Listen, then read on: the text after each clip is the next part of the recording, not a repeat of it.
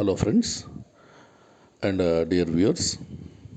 I welcome you all to this current episode where we are going to discuss about the types of soil erosion and the methods of soil conservation. Of course, friends, we all know of all our natural resources, soil is the most important one. And soil is formed very slowly, and that is through breaking of rocks. This we have seen in our earlier topics, dear friends, while dealing with the things like weathering, the denudation processes, etc. So that is the resultant. Soil is the resultant of those forms. Soil forms the top layer of the Earth's surface. It is also known, very well known. Generally, it is the rainfall and the winds that spreads soil over wide areas. Most important and surprising thing is that, friends, a centimeter thick layer of soil, it is a result of nearly 1000 years of hard work done by nature. In other words, we can also say, in order to form 1 centimeter thick layer of soil, it needs 1000 years of hard work, and that is done by the nature. It's a very exhaustive process and a very time taking process. 1000 years means, friends, very big time period. So let us all keep it in mind. It is our responsibility. I mean, not only the citizens, of course, the responsibility of the nations also across the globe to conserve the soil, because soil formation it takes place over a long period of time, whereas it is very simple to lose the soil cover, very simple. And in the name of this urbanization, industrialization, and well as the developmental processes or activities, we are losing the soil rapidly. There is no way comparison between the soil formation as well as the, I mean, losing the soil, right? There are many definitions to define the soil. Of course, my perception is that I have my own opinion, friends. To define the soil is what where plants grow in. I repeat once again, dear friends. Soil is the one where plants grow in. Right. Nowadays, with increased technology and due to availability of various techniques and due to advancements in the field of biotechnology, we are able to adopt a new kinds of techniques. And recently, we are seeing in various urban areas as well as the metropolitan areas also. So many trees, means small trees or saplings, they are being raised in small plastic pots, etc. Of course, in used water bottles in the name of recycling this plastic, etc. We are able to see. And of course, we have various names also, like roof gardening, terrace gardening, vertical gardening, tower gardening, etc. These are all the new kinds of methods of raising plants, dear friends. We have numerous technologies to raise the plants. And of all these things, great one is that the hydroponics, my dear friends. In order to justify my definition for the soil, I have to uh, talk about hydroponics. So, hydroponics is a technique or a technology where there is no involvement of soil. In simple words, we can also say hydroponics is a soil-less culture. So you don't find soil, just you can find a solution where the nutrients as well as the hormones are being mixed with, right? So Soil is that where plants grow in. This includes and should include such habitats as the surface layers of a pond in which duckweed is growing, as well as the mud, and at the bottom of the pond in which the deeper roots of aquatic plants live. It also includes a solution of plant food contained in a bottle or a tank. Indeed, such solutions are among the most perfect of all soils for the production of some economic plants.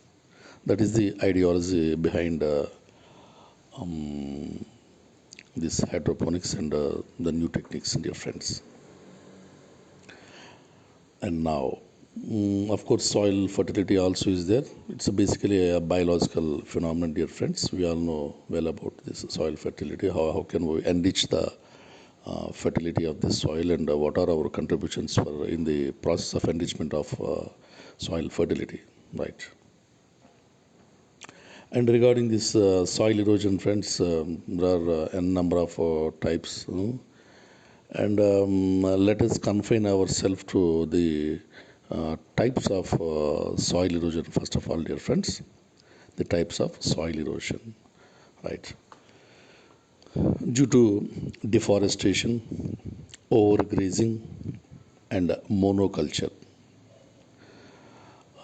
You need to, focus on these words, dear friends.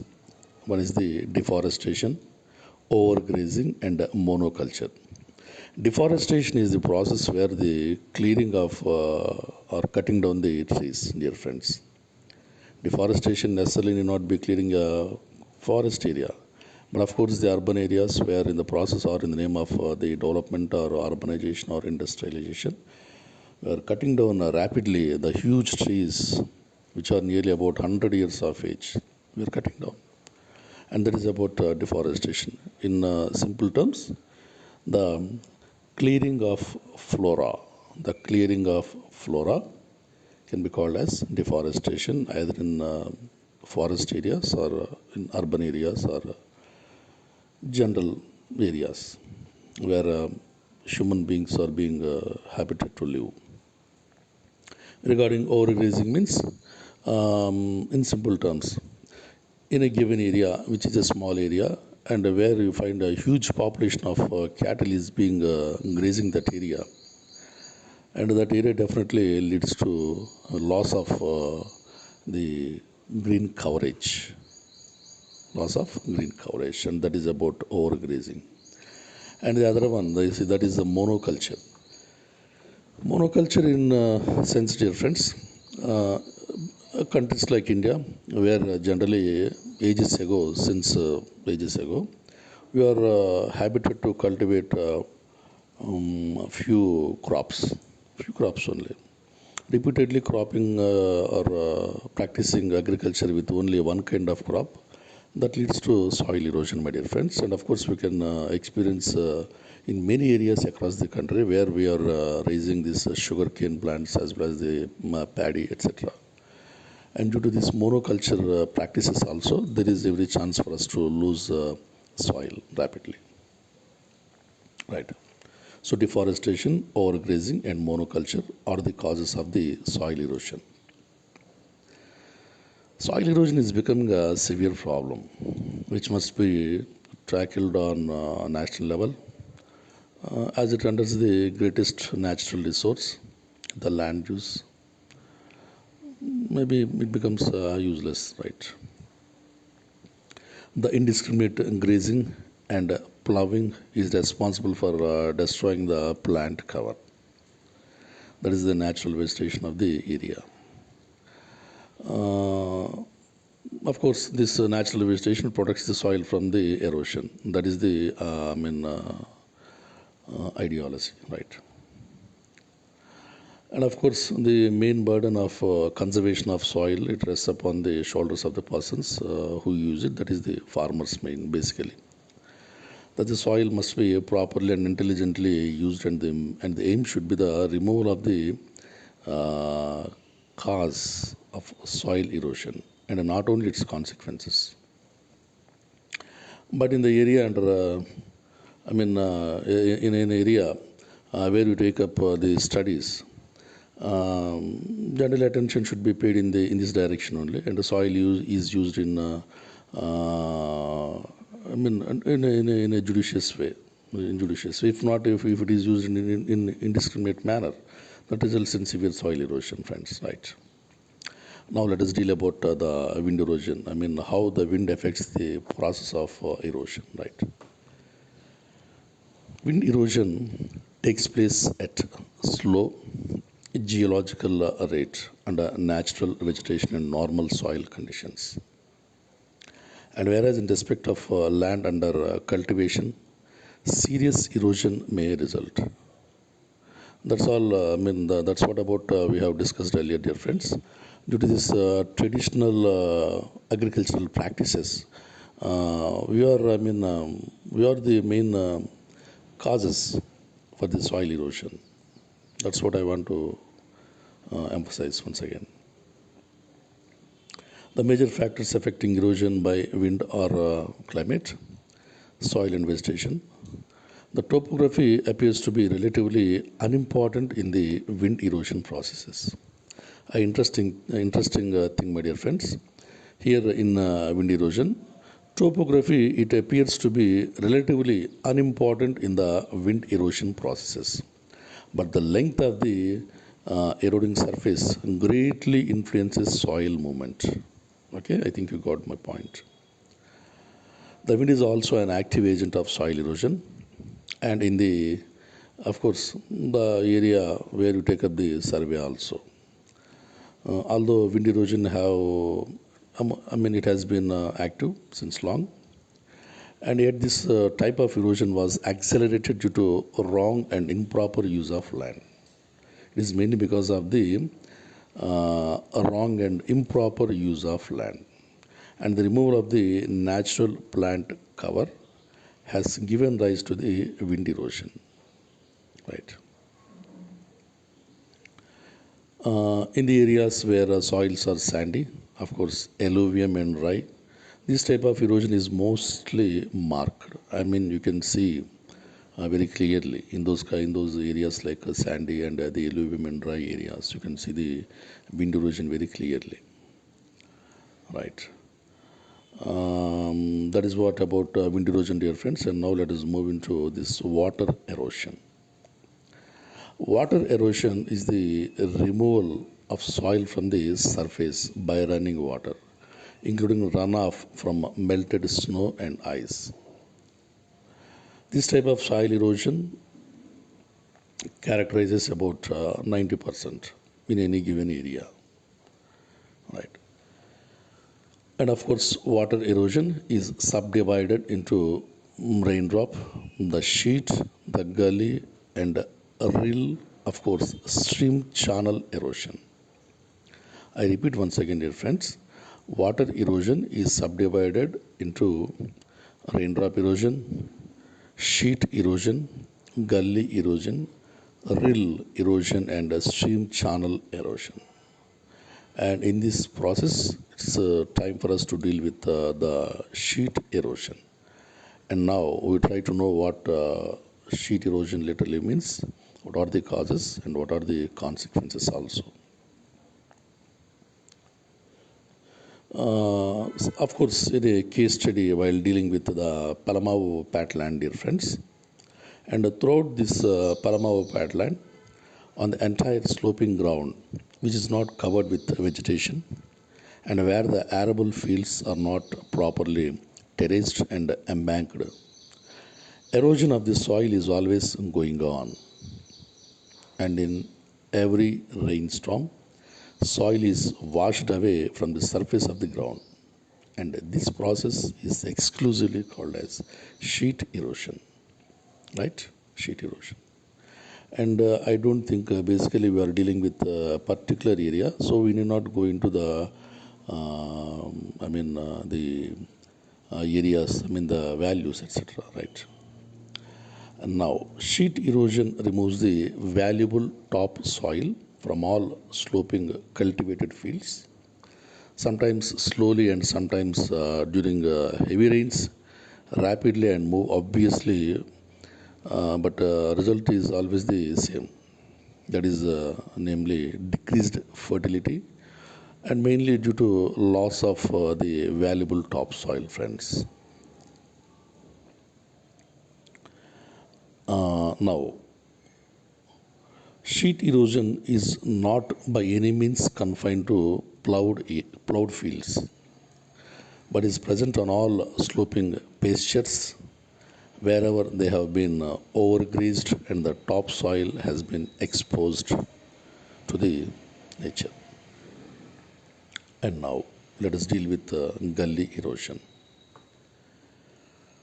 As the water drains away, channels are formed which cut deeply into the soil, often forming ravines, which may be a few feet in depth.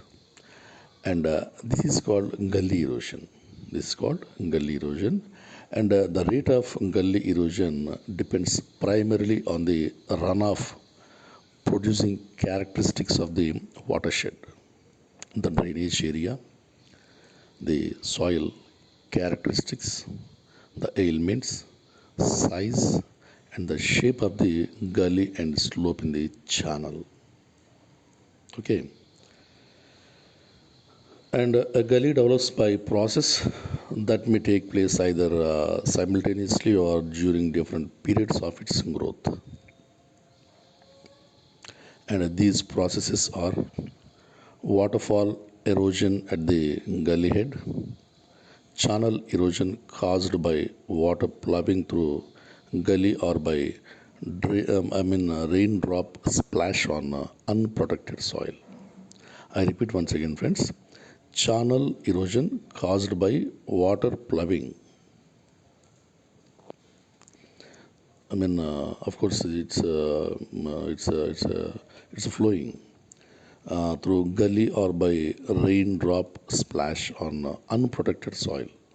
Okay, and alternate freezing and thawing of the exposed soil banks, and slides or mass movements of soil in the gully.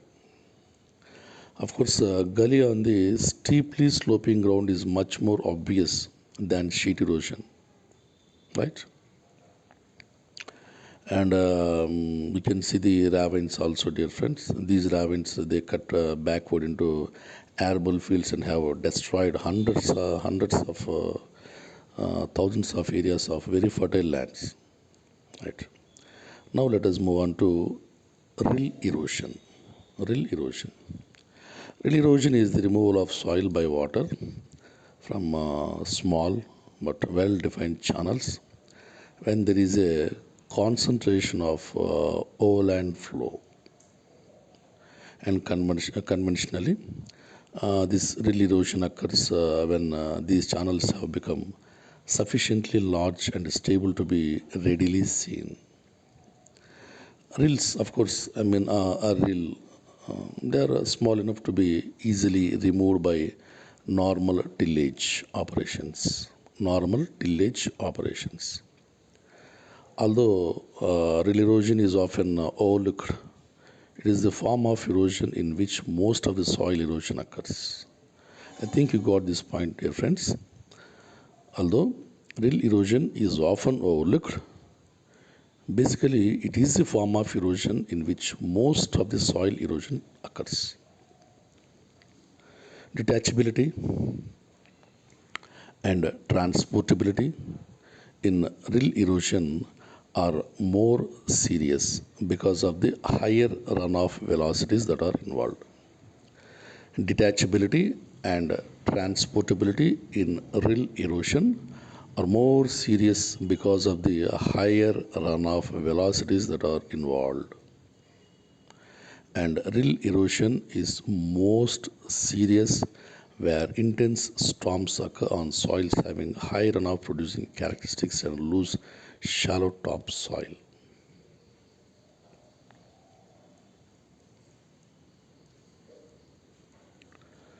And now it's time for us to discuss about stream channel or riparian erosion. stream channel or riparian erosion. I think you got these words. Stream channel erosion consists of soil removal from stream banks or soil movement in the channel. Stream channels erosion and gully erosion are distinguished primarily in the channel erosion applied to the lower end of headwater tributaries and to streams that have nearly continuous flow and relatively flat gradients, whereas gully erosion generally occurs in intermittent streams near the upper ends of headwater tributaries. Right.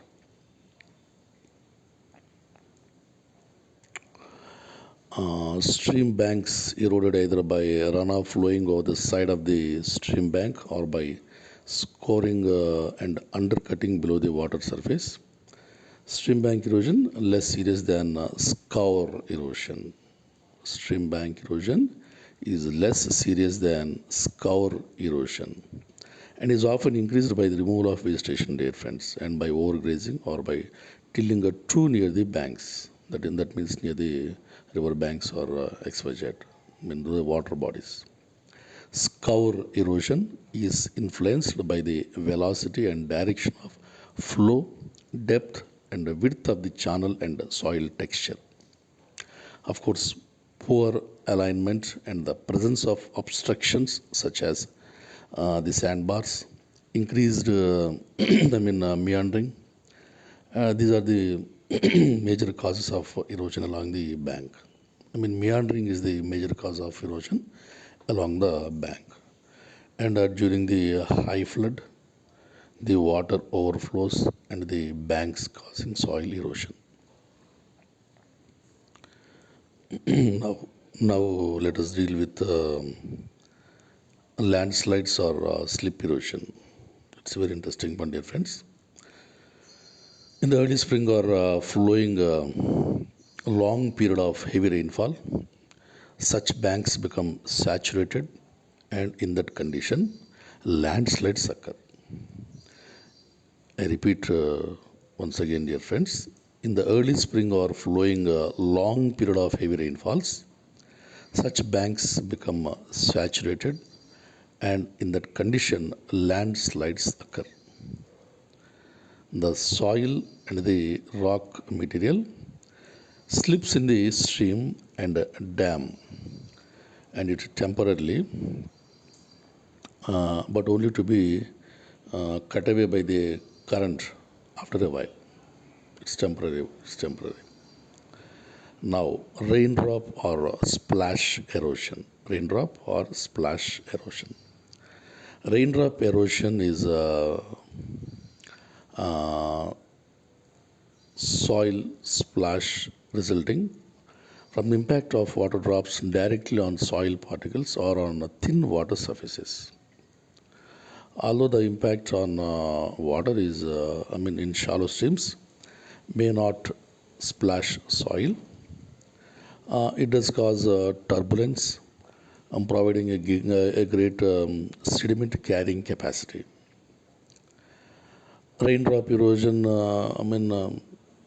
it takes to a great extent. And of course, to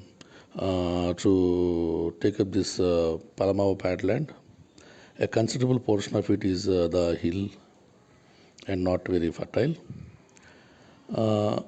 In these areas where shifting type of agricultural practices which takes place and that results in the destruction of a natural forest cover. Of course, we can experience or we can see this kind of agricultural practices in even northeastern areas also, and of course in these in southern areas also, southern India also, as far as India is concerned. And you can find these agricultural practices, that means clearing the hilly areas, dear friends. And there is every chance to take up this kind of raindrop or splash erosion in these areas. And here, The movement of water down the slope in the stream increases in the absence of vegetative cover, and thus deep gullies are formed. Here, deep gullies are formed. This is because of the water movement down the slope and where the stream increases, and of course due to the vegetative cover, deep gullies are formed. And the finer particles of the soil are washed away and deposited in the lower areas, whereas the coarser particles they remain there only. They remain there itself. And the farmers also use these lands as grazing grounds, which also caused soil erosion. And the surface of the soil is protected by a blanket of plant growth, which holds the water. And the major role of plant cover is to protect the soil from the force of falling raindrops. That is the basic ideology here. The raindrops have been energy in striking base soil to dislodge soil particles from the soil mass. Plant cover controls splash erosion by interrupting the raindrops and absorbing their kinetic energy. By absorbing their kinetic energy. And of course, it also protects the infiltration capacity of the soil also. And the vegetation not only protects the soil from rain in such a conditions that it can absorb it, of course, at least a portion of the falling rain. Friends, it's time for us to deal with causes of soil erosion. The causes of soil erosion. Um, of course, friends, animals and particularly the flocks and herds, they destroy the vegetation. That is the thing which operates anywhere. The animals, particularly in flocks or herds, they destroy the vegetation. The bare soil is no longer capable of withstanding the impact of storm water, which pours over its surface and erodes it. And the main causes of soil erosion, as marked, may be enumerated as follows. High level of land. And these are the areas where extensive, areas where soil erosion may occur. If the lands are high level, we can observe this soil erosion to a great extent, and it also affects an extensive area also. And sufficient rain without a proper outlet, dear friends. Wherever the areas, if you see, that particular areas, if they experience a torrential type of rainfall, the torrential nature of the rain during springs and early summer, that turns the numerous streams and of course the nalas also, the constructed channels, they are capable of coping with the sudden increase in the volume of water. And with the results that the bare banks of these nalas and streams, which are already under a mantle of waste, was susceptible to the development of numerous rills. And of course, these rills are gradually turned into deep ravines. The feature is conspicuous along almost all the small affluents. And now it's time for us to deal with unplanted deforestation.